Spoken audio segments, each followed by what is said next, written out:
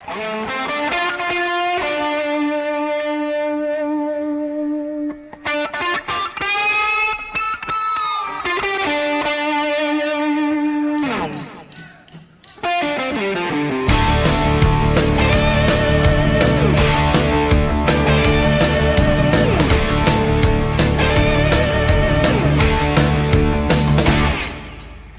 on the tube, what do I see? A whole lot of people crying, don't blame me. They point their crooked little fingers to everybody else. Spend all the time feeling sorry for themselves. Victim of this, victim of that. Your mama's too thin and your daddy's too fat. Get over it. Get over. All right, hello. Are we getting ready to start? I think that's our theme song from now on. Get over it. I like that. I like that. Well, today is Friday, June 24th. It is 1 p.m. Pacific, 4 p.m. Eastern. My partner here is Lloyd Lofton with Power Behind the Sales, and my name is Dan Vignala with WebPres Video. Welcome to everyone out there. Our live weekly discussion for financial security sales professionals, where we talk about the business of selling annuities, life insurance, healthcare coverage, and employee benefits. On this week's show, we will be discussing the importance of careful and thorough, if not comprehensive, planning as a competitive advantage that can lead to new clients or new sales. Lloyd, you recently wrote an article telling the story of an oversight that cost the client's family $400,000. Would you please? I'll do that. And I want to acknowledge to everybody that Dan here is my new hero, because I know I should ask your permission to do this, but he's on a fast right now. Yeah. And I mean a fast of no food and no water. Yeah. And we were talking before the show. I admire that because I'm a breakfast and a dinner guy, so I could go without lunch. I could go without snacks. And I drink peach tea. I've been drinking peach tea for like 15 years. I don't drink anything else. But to go without food or water for, 7 days? 7 days is the protocol, yeah. That takes some balls, man. That takes some guts. I really admire the hell out of that. That takes more guts than going door to door, and it takes guts to go door to door. Well, thank you. I'll hopefully next week I can tell you how the experience went for me. How it went, right? Let's start with that. Let's start with that article that you wrote. Well, let me show you this. This is the. Here we go. All right. So this is the story here. This is in the. This was way back in 2015 or 2014. So this is an article in Yahoo, and what it talks about is the man made a $400,000 mistake. So what was his mistake? Well, I want to break all this down, and then I'll show you my article and why I think this is so important. You know, we're trained as salespeople, as advisors, and as agents to work with teams, or I think we are. If you're a financial advisor, you should be working with teams. And when I say a team, I mean you should have an attorney on your team. That doesn't mean they work for you, but you should network with an attorney. You should network with a CPA. You should network with end-of-life people. You should network with P&C agents. You should have a team of people so that you can take care of all the problems and challenges your prospect has. And the advisor that worked with Leonard, the guy's name was Leonard Smith, was part of this team. And so what do I mean by this? Well, Leonard Smith had a will. He had a trust. He had an IRA. And he had a retirement account from his work. And in his IRA, on the beneficiary wording, it was written that the IRA at his death should be paid out in accordance to the wording in his will. So on the surface of it, it looked like the financial advisor did everything right. On the surface of it, it looked like Leonard Smith did the right thing. And in his will, he had it written out that his kids would get the money. But here's the rub. Here's the thing that happened. Is 2 months before he died, he remarried. and his will was changed. But neither the advisor nor the lawyer, the attorney he had, bothered to go back and check. And I wrote about this back in 2014 in Think Advisor magazine. And the reason I wrote about this is because of what I'm going to talk about in terms of the sales presentation. So on the surface of it, Leonard did the right thing. He got a team together. He got a financial advisor. He got an attorney. The attorney wrote a will and a trust. He did the beneficiary wording in his IRA to match his will and his trust. You'd think everything was done correctly. But here Leonard is 2 months before he dies. He doesn't know he's going to die. 2 months beforehand, he gets remarried and changes his will. But nobody, not the attorney, not the financial advisor, and not Leonard, thought to go back and check the beneficiary wording of any other documents he had. His IRA, his life insurance policies, benefits from work. Didn't bother to go back and check any of that kind of stuff. And so what ended up happening is that at his death, the insurance company for the IRA went to pay the $400,000 out to his wife. And his kids went, "Oh my God, stop it. That's not what he wanted." And the new wife said, I mean, she'd been married to him for 2 months. She has no vested interest in the kids. And keep in mind, his kids were adults. I mean, when So Lloyd, should settled, the daughter was 50 years old. I'm curious here. So it seems to me that where the mistake was made was tying the beneficiary of the IRA to another document that could also be changed, and that was not his intent. That was sort of a lazy intent to say, well, I don't know what to do with the IRA. I'll just make it subject to the will. When in fact, what he really meant was, no, I want the IRA to be given to my children. And so the agent who was the IRA, was it an annuity? Was it just an investment portfolio? Do you remember what it was? It was an annuity. It was an annuity. So the annuity agent, the agent who sold the annuity, didn't take the beneficiary designation all that important, just said, yeah, whatever you want, I'll put it in here because I got the sale and I'm out the door. Instead of saying, well, wait a minute, why are you making this subject to your will? Because the will can be changed. And if you want this to go to your children, then you need to just say, I want it to go to my children. And you name the children as the beneficiary and what percentage of the proceeds they receive. Wouldn't that be the right way to do it? Well, I'm gonna take a view. I think there's several ways to look at this. On the surface of it, to me, on the surface of it, if I put myself back in a sales situation, sitting across the kitchen table from Leonard, and he's got a will and trust, an easy way for me to get third-party credibility is to reference the will and trust that his attorney did, so that in Leonard's mind, I have just as much authority and credibility and smarts as the attorney does.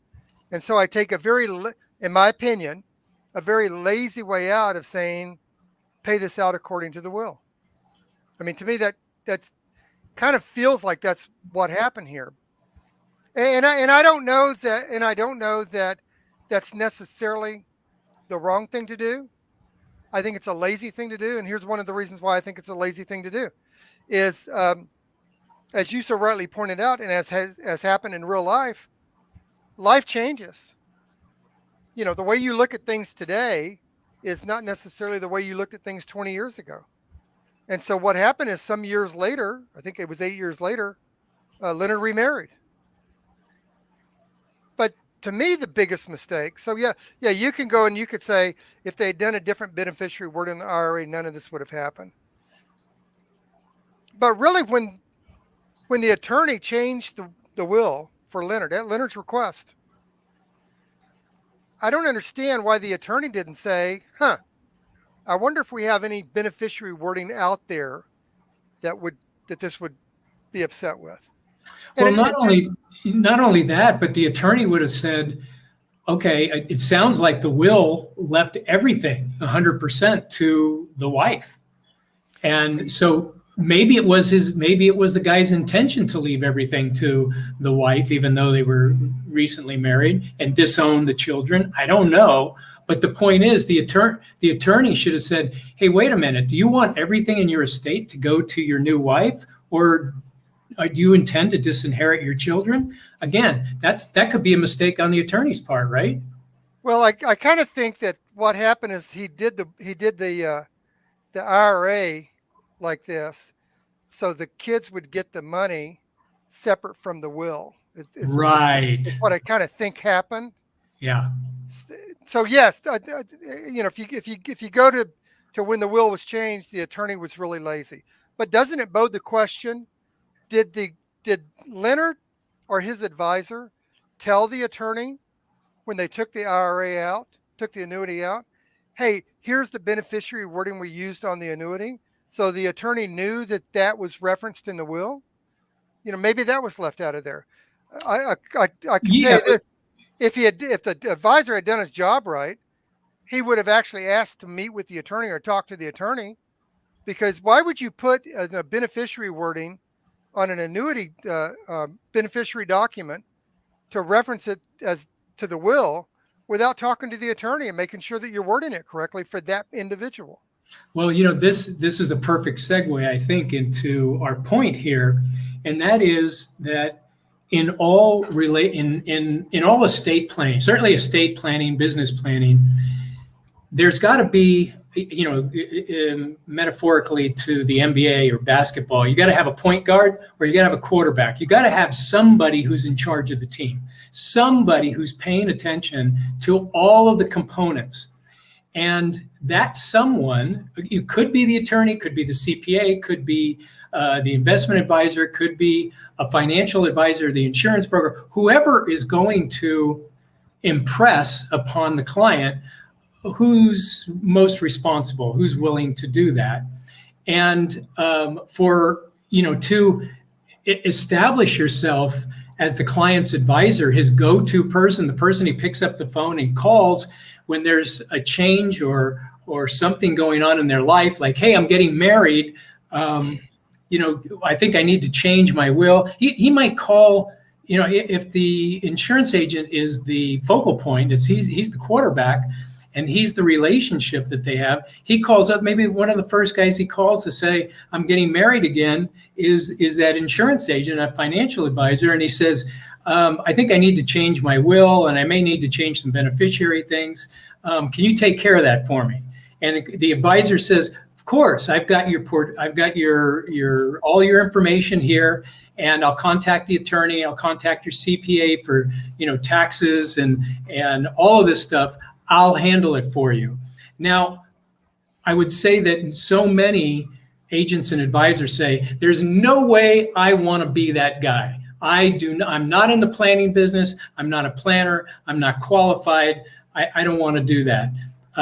Okay, that's okay. If you don't do it, though, you're not going to develop a long-term intimate relationship with that client, and you're less likely to get referrals. You're less likely to be able to do business with the children or the other family members. And you're less likely to have opportunities to sell other products.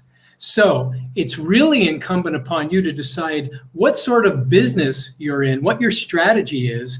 Are you in the business of going wide and shallow, meaning I'm just going to sell products to as many people as I can, and I'm not going to go deep, meaning I'll deal with fewer clients, means less lead generation, more client development downward through referrals and through family members and that sort of thing. Your comments? Well, I think you made some really, really insightful points there. Let me take one of them and make kind of a sarcastic comment. And that is, I'm guessing when the new wife got the $400,000, she didn't call up the original advisor and say, hey, what should I do with this money? Yeah, right. But if the original advisor had actually bothered to do his job correctly, and been involved with this client instead of doing a one and done. You do the $400,000 annuity and move on to the next prospect. Uh, Maybe the kids would have gotten the money. And David, to answer your question, it was four kids, $400,000, four kids. As an advisor, I'm guessing I could have gotten 50% of that business. So two of those kids might have done a $100,000 annuity with me. I might have gotten some ancillary business out of that. And yes, it might have been a few years later, but isn't that kind of how renewals work? Right. I mean, Right. isn't that why you build a book of business? Is so that you can build in future reoccurring income. But let's just go with let's go with when he took the IRA out. Okay. If the advisor, and I'm only assuming the advisor wasn't part of the team and did this as a one-off because of the language he used in the beneficiary wording to just pay it out according to the will. That, to me, that's just a very lazy way to do it. Exactly. I can promise you this: in the field, belly to belly, across the kitchen table production days, I wouldn't have written that down there without seeing the will and trust. Right. And because it's $400,000, which, by the way, has to be either a 1035 transfer or cash. In other words, to write a check for it. I probably, just my selling personality, I probably would have reached out to the attorney and let the attorney know, does this need to be included in the will because we're writing this up? I mean, it's a private contract between Leonard and the insurance company, but it's germane to the will and trust. Sure. And I probably would have called the attorney so that the attorney would see that I'm a professional and I'm recognizing their role in the process and wanting them to appreciate the fact that I'm bringing value to them by letting them know what's going on, with my goal of building a relationship with the attorney to be part of my network again. Yeah. So, I mean, all that being said, let's fast forward to Leonard dying. When he changed his will, I mean, there's a reason a financial planner, in my opinion, there's a reason you should do a thorough job, because one of the documents you leave behind, or you should be leaving behind, is an asset document. In other words, here's all of your assets. Here's all your documents. Here's where they're located. Here's who you contact, the beneficiary recognition statement. Here's who you contact if somebody passes away, and my name's on the list. Right. So if that had been done, if the advisor and the attorney had actually done their job correctly, in my opinion, instead of doing a one-off, none of this would have happened. And as an advisor, I would have met the new wife, and I would have said to myself, we need to talk to the kids. Yeah. Yeah. No, you're 100% right. And, the other thing is, and I'm going to ask you to tell your own personal story here, because I know you have one, is if the advisor had remained in contact, if he had been involved in everything, and he knew that there was a $400,000 annuity, whether it was being delivered to the wife, whether the proceeds were being delivered to the wife or the proceeds were being delivered to the children, he could have taken that opportunity to deliver the check himself, which would have given him a great entree and an opportunity to redirect those proceeds, or at least to develop a sales opportunity with those clients. I know you have a story that you've gone through yourself. Why don't you tell us about that? Yeah, when I was an agent with Mutual of Omaha back in, 2000, 2001, 2002, our local office in Knoxville, we would get notifications from the home office whenever there was. I thought this is a good comment from Larry here. I suspect, as you say, the advisor was one and done. That was a contributing factor to this unfortunate mishap. I mean, we're only assuming that, Larry, based on the circumstances, but it's likely. But it's likely. I mean, you can go back and read the article. You can go back and read the article. You can look it up under Think Advisor. I wrote an article about it, which I talked about what I thought should have been the sales presentation that would have caught that. in Think Advisor, and I'll show that to you. I'll show that to you later. But that's what it seemed like. But when I was with Mutual of Omaha, one of the good things about Mutual of Omaha at the time um, is that the home office would send a notice down to the local district office whenever there was a claim. And so what I used to do is I used to contact, like on death claims, I used to contact people that that lost a loved one, and I would ask them if they would like me to personally deliver the check. One reason I did that is because Mutual of Omaha had a program where you could deposit the check into a mutual bank. They had a bank, and then Mutual would help you manage the money, and then of course that gives you an opportunity to see if you can service any of the family. And there was $100,000 death claim that was paid out. I'm in Knoxville, Tennessee, and this death claim was to a prospect in Johnston, Tennessee, which was 2 hours away.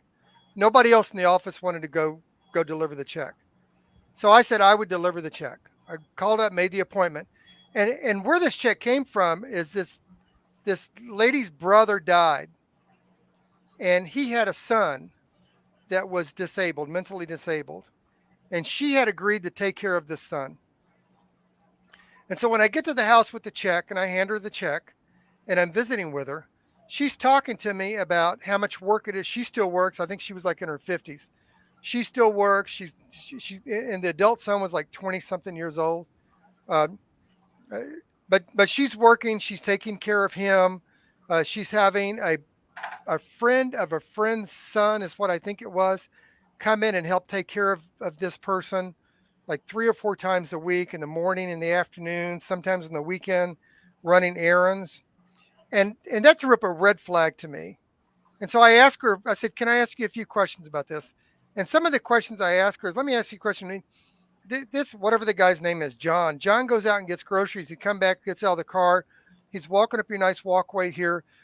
You've got nice rocks around the bed, the flower bed around the front steps. He trips on a rock and falls and hits his head. How's that injury paid for?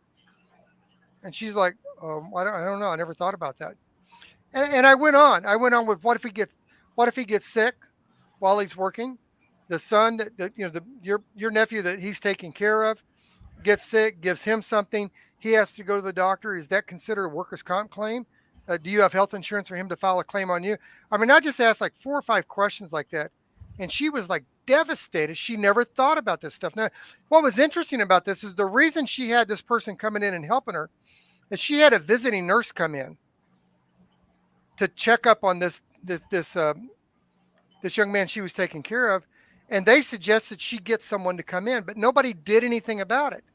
So after talking with her about that, I gave her some resources. I talked to her about how to get SSI for this young man. I talked to her about how to get home health care to come in the house. And after a couple of months, she was able to get that set up. But one of the things she talked to me about is her inability and her fear about financially taking care of this young man, and what does she do when she gets older. And so what she ended up doing is she ended up signing that check from Mutual of Omaha to her back over to Mutual of Omaha. We did a $100,000 single premium annuity, immediate annuity, and gave her an income to help take care of the young man. And she was thrilled to death to do that. And I would have never had the opportunity, in my opinion. Now, yes, I got paid. I got paid to do that. But the only reason I got paid to do that is because I cared enough in the beginning to drive 2 hours to her house to have that conversation with her. The only reason I got paid is because I listened to understand. I didn't listen to respond to her. The only reason I got paid is because I didn't go there to deliver a check. I went there to see if I could be of value. I went there to find out what her life situation was. I actually gave a crap what was going on with her. The reason I asked a question about these lifestyle issues of having another person in the house is because I had some experience having had polio and been involved in the system for, at that point, 50 some odd years, my whole life. I knew what some of the pitfalls were. And so, my thinking on this is you do the right thing with people because it's the right thing to do, not because you get paid or don't get paid. I believe in the law of reciprocity. I probably spent more time helping people that I didn't get paid for than the people I did get paid for. But I'll tell you this, the people that I did get paid for more than made up for the people I didn't financially get paid for. And so when you think about this person, when you think about Leonard, I think to myself, and I had a sales manager um, with Combined Insurance Company years and years ago when I was bitching one day about going door to door, not making any sales. I think I did one or two sales that day. Um, thank you for the comment, David. This sales manager said this to me, and I think, and I still think it's true. He said, you know, Lloyd, one day you're going to be out of this business, or you're going to be dead. He was a pretty blunt guy, and he said some kid is going to receive a life insurance proceed from a family term benefit you put on a whole life policy with a family that you only made $3 with, because that's if you put a $50,000 decreasing term on a whole life plan as a family rider, you only made like $3 a month off of it. He said you only made $3 off of that, but some kid is going to be able to complete college. Some kid is going to be able to go to school. Some family is going to be able to pay for their kids' clothes, pay for their kids' soccer, pay for their kids to go to camp, and you may even be out of the business and never know that you had that impact. So instead of whining about what didn't happen today, you need to think about the impact you can have every day. Now, listen, I'm not trying to be like blah, blah, blah.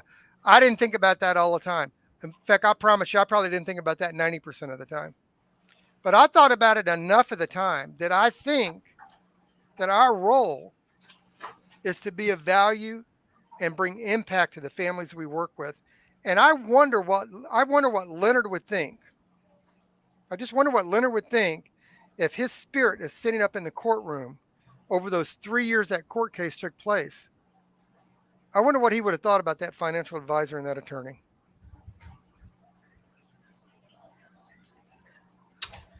Well, there's a way to, I mean, there's numerous ways to become that kind of advisor, the good kind of advisor who's intimately involved in the client and the client's family and business and whatever else they have going. You've got a very interesting, what should I call, a process, a sales technique. Why don't you show that to us right now? You know, the reason I wrote that article, I thought I'd show that to you, Dan, from Don Weber. Yeah, right. Thank you, Don. I appreciate the kudos. I know it works, and that's what sometimes frustrates me, that more people don't do their automated drip marketing using videos. Which, by the way, automatic drip marketing plays into exactly what we're talking about, staying in touch with your clients, because the day that email comes into them from you with a subject line that lets them know this is a trusted advisor, that they can click on that email, may be the very day that they need your advice and your input. So exactly. So here's the presentation. I'm not going to go through the whole thing with it, but so here's and this is what made me write the article back in 2014. So this is a presentation I learned when I was with John Hancock. The top producer in the country taught me this. And so what he used to do and this is the belly to belly days, we go to the kitchen table or you go to their office, you're sitting across from them. When he made the appointment, one of the things he used to tell people is, I want you to have every insurance policy that you have available when I get there. And then I need about up to 30 minutes to go through those documents before we visit. And he wanted everything. He wanted their life insurance policy, their homeowner's policy, their P&C policy, car insurance. He wanted every policy, the work papers from work, what your benefits were for work. And he went through all of those benefits. And he took about 30 minutes to do it. And I adopted this philosophy, and it worked really well. And so what happens when you go through those things, you look for three things. I always look for three things. One of the things that I looked for was duplicate coverage. So for example, if you're working the senior market, you're working with people turning 65 and over, and they've got a cancer plan. Most of those cancer plans end when someone turns 65. And by pointing that out to them, and I had a client one time that was 68 years old, and she was still sending a check in for a cancer plan that ended when she was 65. And yeah, the insurance company was still taking the damn money. Wow. They've got a Gerber policy that they're paying $19 a quarter for 3 of their kids who are now in their 30s and 40s and can take the damn thing over themselves. They've got a travel accident policy that pays medical benefits if you get in an accident on a train, plane, boat, blah, blah, blah, that Medicare pays for. And it frees up premium dollars. But what it really does, the most important things it does, is it gives you the opportunity to give them something for free, which is to point out areas of mistakes and problems they have with their current plan. And if you did this, like if Leonard's advisor had done this, he would have seen the beneficiary wording. So you kind of jumped ahead here, Lloyd. Well, I'm gonna get to that. Okay. So the second thing you look for is the benefit. So the first thing is duplicate coverage. The second thing you look for is beneficiary wording. And you look for beneficiary wording in all the plans they have. So I had a client one time. I don't remember their names. We'll call them Don and Sam. I mean, Don and Alice. Could be Don and Sam, but it was Don and Alice. And after I got done going through their paperwork, I looked at Don and I said, now there's one thing about your benefits from work that I have a little bit of concern with. And Don's like, okay, what is that? And I said, so you still want Cindy as a beneficiary on your life insurance at work, is that right? And his wife, Alice, looked over at him, gave him dagger eyes. He looked at me like, you son of a... And what happened is he divorced his wife 18 years earlier. And him and Alice had been married for like 15 years, and he never changed the beneficiary wording at work. And that taught me to always check that. And the great thing about doing this is that's a good point, David. I was able to make a phone call with him and get the beneficiary form while I was there sent to him. Now, today you just log on and download. If they've got a printer, you can log into your agent portal and you can download the beneficiary form, print it off right there in the house, have them sign it and mail it in and take care of it. But I was able to get him that form. So now I've done two things for free, right? I've given him two things for free. It doesn't cost him anything. And the third thing I did, which I'll show you this in just a second. The third thing I did, and this is what you do. You take a legal pad and you draw a cross, right? That's what you see right there. You draw a cross. And this is the script that you use. Say, thank you for having all the paperwork available. I've gone over with you a few things I found that I think are of concern. I think we've got a plan in place to get those things corrected, but I got a couple of questions to ask you. Now, Dan, if you get sick or you have a medical problem, do you have a family doctor you usually go to? And most people that are like 45 and older, they have a family doctor. And then on the top right-hand quadrant there, you write the doctor's name down, like Dr. Smith. If they say, I don't remember the doctor's name or it's just a big practice, then you write doctor. And it's okay. And then if you like have a dental problem, you have a cavity or you need a root canal, your teeth cleaning, you have a family dentist you go to, right? And they go, yeah. And you write the dentist name in there. And let me ask you this. Do you do your own taxes? Somebody do your taxes for you. If they say they do their own taxes. Now, if you have a legal problem, if you get involved in a car accident or you get sued, do you have a family lawyer you go to, or would you go to a lawyer? And they say, yeah, I go to a lawyer. If they use like H&R Block or they have a CPA or some tax person, even better. Write that name down. Write down H&R Block down. But if they have a family lawyer, write the lawyer down. And then on the left-hand quadrant there, I've written down the name of every insurance agent on every policy they have. The most I ever remember counting was 25 insurance agents' names. Wow. They had travel accident policies. They had little cancer policies. They had goober policies on their kids. They have homeowners policies, boat policies. You write the name down of every agent there. Now, I'll tell you a backstory. One of the reasons why I always wrote those names down is because if I replaced your business, 30 days later, after the policy's issued and you're past the rescission period, I would call the agent and say, hey, I'm Lloyd Lofton. I'm with Mutual Omaha. I just replaced your policy with Bob Smith. I want to buy you lunch and show you how to never let that happen to you again. And that's one of the ways I recruited agents. See, that's genius.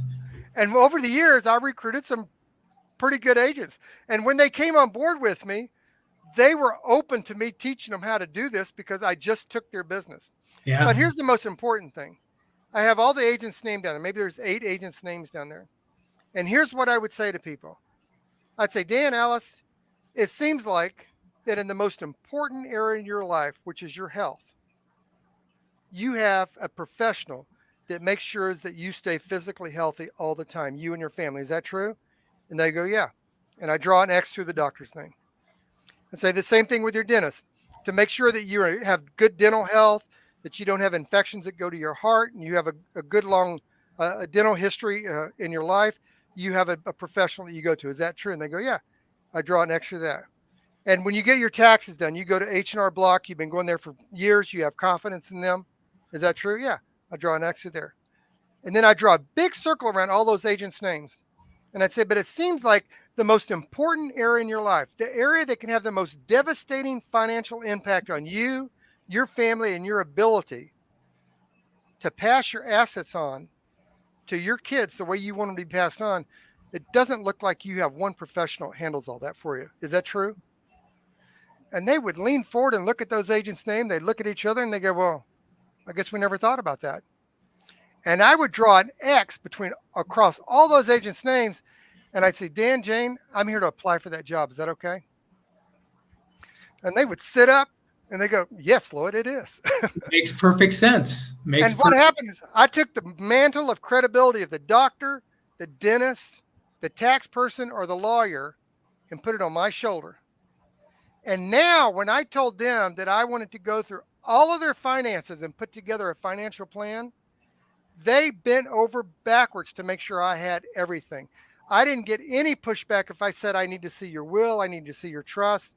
I got no pushback whatsoever because they just hired me. I'm here to apply for that job.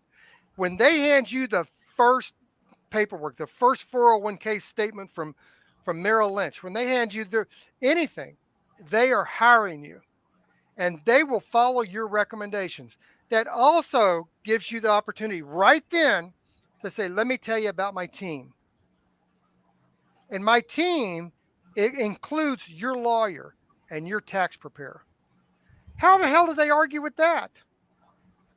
And so my point is if Leonard's advisor had done this presentation, none of this crap would have happened. Right. Right. Well, how would you, so let's say that I'm an agent right now who's primarily product focused, not solution focused, certainly not not focused on developing long-term relationships. What would you tell me to get started, to change my business strategy so that I can generate more referrals, so I can do more cross-selling, so I can become more important to my clients and be perceived as the go-to person for estate planning, for retirement planning, for financial planning? What would you tell me to do? Well, first of all, let me just say this. If anybody wants to come on live and ask a question, you can go to the private chat and click that link and we'll bring you on the show and you can ask your questions live. You can see the private chat right over here. It's the to the far right. It's a little black and red icon. You can click on that. You know, human beings are odd sort, aren't they? Of course. Trying to get someone to change their stripes or be something different is really, really difficult. So what I would tell you is if you're a product person, in other words, you buy annuity leads and you make appointments to sell annuities and you go out to sell annuities, don't stop what you're doing. I get it. You need to maintain your lifestyle. You need to have a certain income coming in. I get it. Well, what I would ask you to do is kind of think about, it's summertime. It's 103 degrees outside. You're sitting out by your pool because if you're selling, if you're selling a lot of annuities, you're making $200,000-$300,000 a year. So you got a pool. You're sitting out by your pool. You know what happens when you drink that drink, right? And it goes down. You put a little ice in there, and the ice melts, and you got more drink in there, and you keep adding ice to it. just add to what you're doing. You don't have to stop what you're doing. Just add a few questions. I'll give you a couple of questions. You don't have to change your whole routine, but a couple of questions. Betty, you can even do this at the end of the sale. Betty Allen, let me ask you a question. Did you pay federal taxes last year? Well, yeah, Lord, I think we did. Did you pay federal taxes on your Social Security?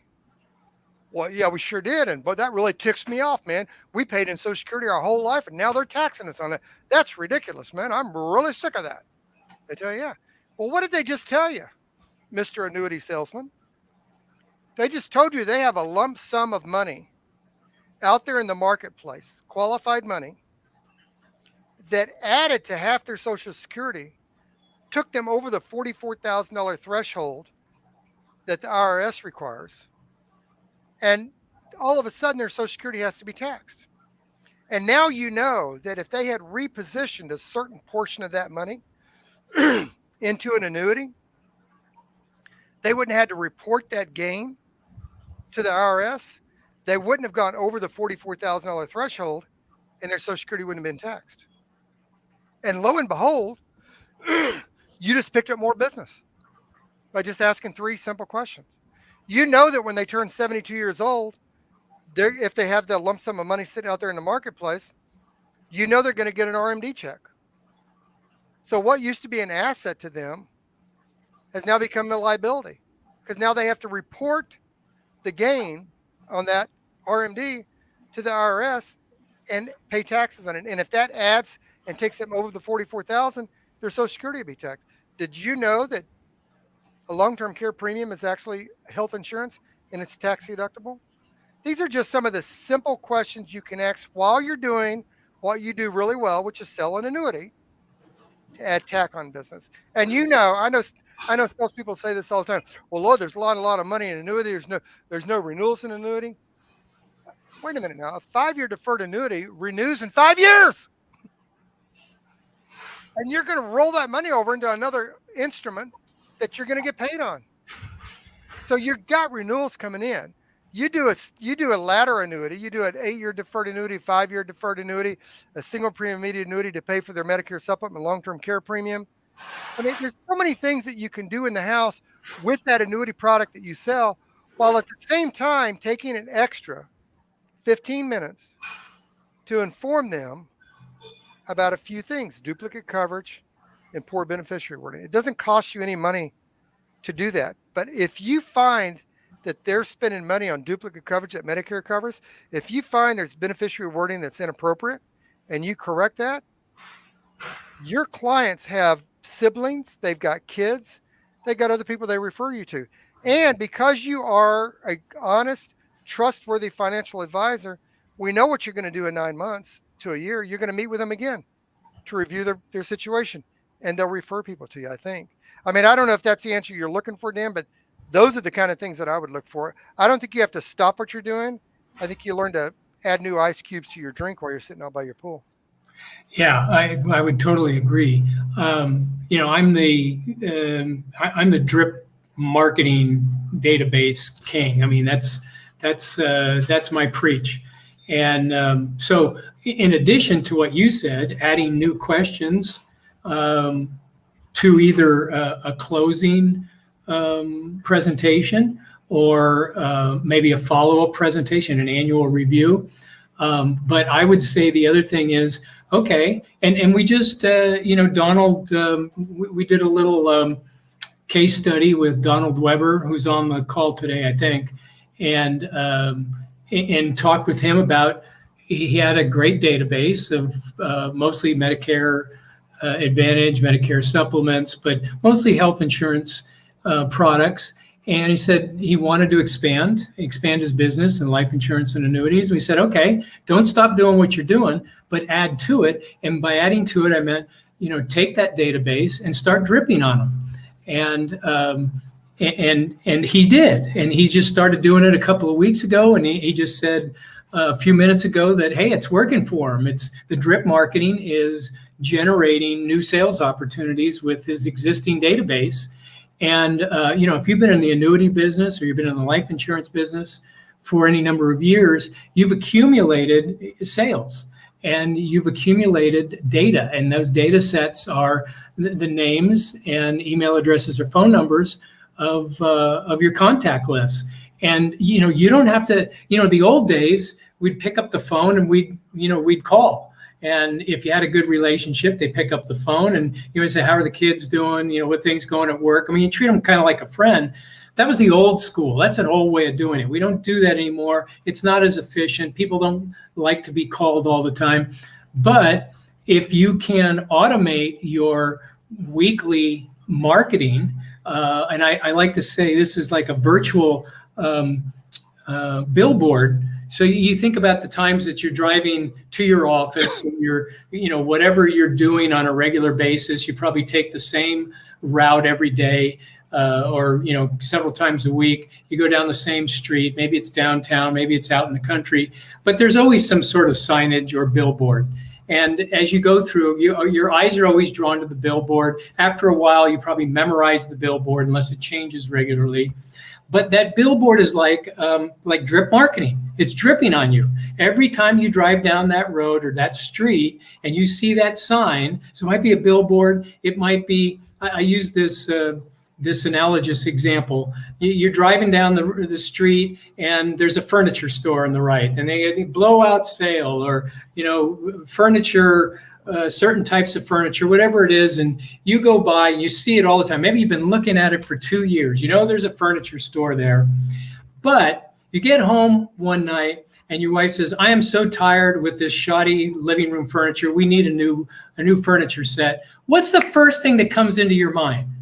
That furniture store that you drive past all the time. They're not calling you up by the phone. They're not lambasting you with advertising. They're just tapping you on the shoulder and kindly reminding you, "Hey, I'm here. And when you need me, you know where to come." And that's what drip marketing is. So in the case of somebody who's going wide and shallow, meaning that they're product sales and they just keep repeating the same product pitch over and over again, but they don't go deep in the relationship. They're not cross-selling. They're not going for referrals. All you have to do is take all of those people, put them into a database, start dripping on them, and then whatever comes in from the drip, you'll get about a 1% to 2%, depending on the quality of the content you're sending out. You'll get about a 1% to 2% response every week that people will be engaged in your content. And when they're engaged in their content, whatever, your annuity, you might be all about annuities. It might be, a 1035 exchange. It might be, or 1031 exchange. It might be a longevity annuity. It might be, as you said, it might be annuity buckets or annuity laddering, or a lot of different, a MIGA, all different types of annuities. And, they may just go through, "Oh, that doesn't interest that." They just see it in the email, but then they see, "Oh, this one's about converting an annuity, a 1031 exchange."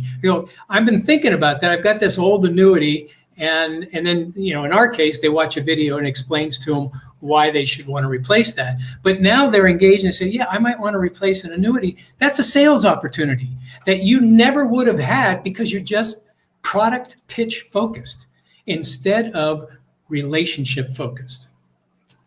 Well, in addition to that, when you have a drip system in place, you can communicate with your prospects and your clients in real time with real issues. So recently, Bitcoin went down to less than 20,000. I think it's like 18,000 right now, right? 18, 19, it bounces back and forth. Yeah. So imagine when it went from 60 to 40, you send an email out and ask a question about your position. Do you have a position in crypto today? How big of a concern is that? Click here. You might find this interesting. And then you send them an email when it goes from 40 to 20. And then you send them an email when it goes from 20 to 18 with a stop sign on it, with a question mark that says, "At what point do you want to stop the loss?" Yeah. I mean, which one of those emails are they going to click, watch a video, and go, "I need to talk to somebody"? Yeah. And the answer is you don't know, do you? Right. And the reason that's a great answer is that's the exact reason why you need to be in front of your clients and your prospects all the time. If I ask everybody who's on this call today, if I ask you, how much would you sell your house for? Today's June 24th. How much would you sell your house for in June 24 of 2035? Give me a dollar figure. How much would you sell your house for? Not one of you, if you're honest, can tell me. Right. You can guess, but you don't know. And the reason you don't know is a really great answer, because you don't know what the market will be. And that therein is the message that you should have in front of your prospect all the time. Isn't this interesting?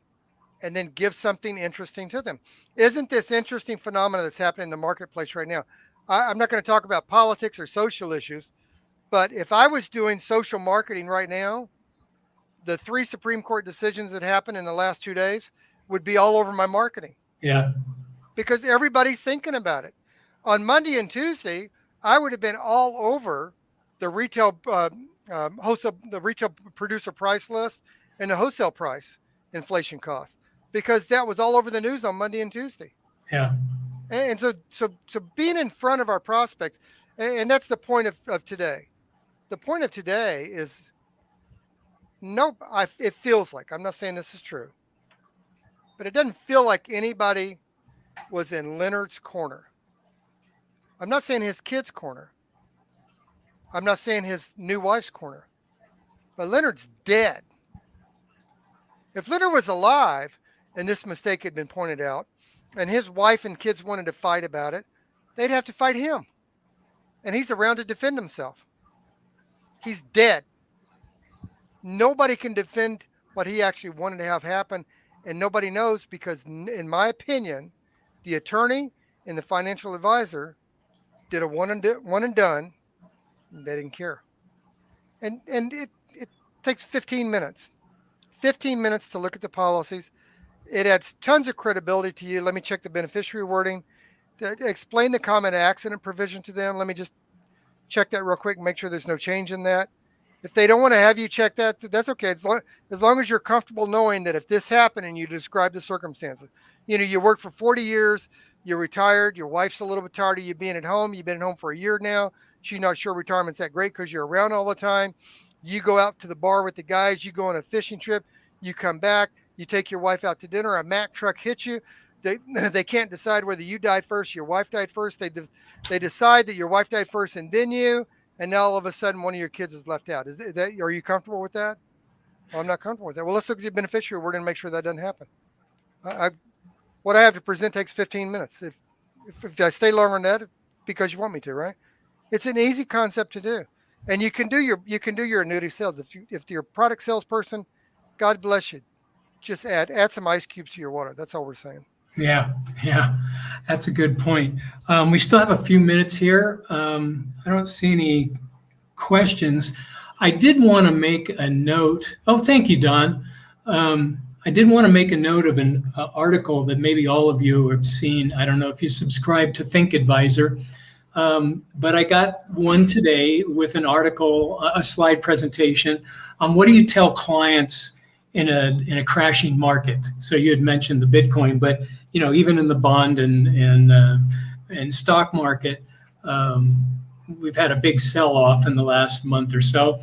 And this was saying that a lot of people are concerned. They're looking at their 401k balances, their IRA balances, their stock portfolio statements, their balances, and they're saying, wow, I had a neighbor of mine just say, I just lost $400,000 in the last month in his portfolio. And so he's saying, should I panic? Should I do something? And I said, well, no, he's a young guy. He's probably 45, 43. And I said, no, you get plenty of time. The market will bounce back. But there are 22 statements by 22 different financial advisors who are clearly all investment advisors. And every one of them said dollar cost averaging. Oh, when the market dips like this, you're just buying in lower. And you just got to know that you've got the right portfolio. And you've got, in many cases, they said, you have decades to recover. Don't worry about it. Not one of them discussed, what if you got a 60-year-old client or a 65-year-old client that's on the verge of retirement, that's in retirement, and you've got them into a portfolio, and that portfolio is down 40%. And they're calling you, what should I do? You don't tell them, oh, you got decades to recover. You don't have to worry about this. Oh, this gives you an opportunity to buy in more. No, they're saying, no, that's my income. My income's down 40%. What did you put me into? My point is, by using the news as you recommend, you call these people, and maybe you have somebody who's 40% down and they're panicking, and because they need that income or they're getting close to retirement, and you want to sell them an annuity, but now's not the right time. What I would say, assuming that you've got other prospects and you're doing your regular business, you say, okay, how do you feel right now? I feel terrible. I'm scared. I'm anxious. I want to do something. Okay, I want you to remember this, because the market will come back. It might not come back this year. It might not come back all the way next year. The last crash in 2008 took 5 years to recover everything. But when you recover everything, or at least when you get back to even, as I'm going to call back, and I'm going to show you a way to protect it so you never lose it again. Do you want me to call you back? Right? And yeah, it's a great way. Right? And now you just have to watch the market, and all those people you called when their assets were declining, and once those assets start climbing up, now you go back and you remind them, remember how you felt? It's going to happen again unless you move your assets into these types of products. Yeah, I think that's a great way to do it. I'll give you a different twist on that. If someone told me they lost $400,000, my first question to them is, how do you feel about that? Yeah. And then after I validate their feelings and we talked about that, I would say, is that what you were expecting to have happen? Yeah. And after we talked about that, I would ask them, what plans do you have to prevent losing any more of your money? Which is probably, I don't have a plan. That's why I'm talking to you. Yeah, right. And my next question is, of the money you have left, how much do you not want to risk in the market anymore, so that you can be more confident about the money that you leave in the market, knowing that the market will eventually bring that back? And if they name a figure, that's your annuity money. Exactly. So if they say 25,000, 50,000, whatever, that's the annuity money, because now you get to set up your annual review. And what's going to happen next year? Let's assume the market comes back. What's going to happen next year is they're going to get a 1099 from wherever the money is. Let's assume they got a gain. And they're going to have to report that 1099 to the IRS. But they didn't take the money out of the market. Right. So they're going to pay taxes on money they didn't get. Right. And they're going to get a statement from Allianz or North American or wherever their annuity money is that's going to tell them what happened to their money in the annuity. And they're not going to have to report it. And the light bulb's going to twist. And now when you do the annual review, they will actually meet with you every freaking year, because now you've showed them the value of, is that what you expect to happen? Is that what plans do you have to prevent that from happening? And then I'm going to show you this right here. And that's the value of selling the problem people have, not your product. When I say, is that what you expected to have happen? I'm selling the problem they have. When I say, what plans do you have to prevent that from happening? I'm selling the problem they have. And when they say, I don't have a plan, or what's your idea of it, then I can now talk to them about a solution, which is a product. That's why the headlines are so damn important to your marketing. And always present the product in terms of a solution, not the product itself. So an annuity is not an annuity. You're not selling an annuity. You're selling a guaranteed lifetime income contract, or you're selling a contract to grow your money guaranteed without losses. That's what you're selling. As soon as you bring the word annuity into it, you confuse them. You confuse the brain. It's not that you confuse them. You confuse the brain. You've got to talk in terms of the solution to my problem. My problem is that I'm losing money. Okay, well, the solution is to put your money somewhere where you won't lose it. Is that what you want? Yes. Okay, I have a product where you can put your money in there and you'll guaranteed it won't be lost. It's contractually guaranteed. All right, well, that's enough for this week. We're at the end of our show here. You want to wrap it up there, Lloyd? Listen, if you got any case studies that you want us to talk about, just type them in the chat box. Do it on LinkedIn, do it on the YouTube channel, or do it in the private Facebook group, and we'll be glad to get back to it. Remember, don't stop what you're doing right now if you're making money. You are a highly trained, licensed professional. And keep in mind that whatever you see in the mirror is exactly what your prospect sees in the mirror. So when you look in the mirror, if you don't see a highly trained, licensed professional, neither were they. And that's why we do this show. So we'll talk to you next week. Thank you.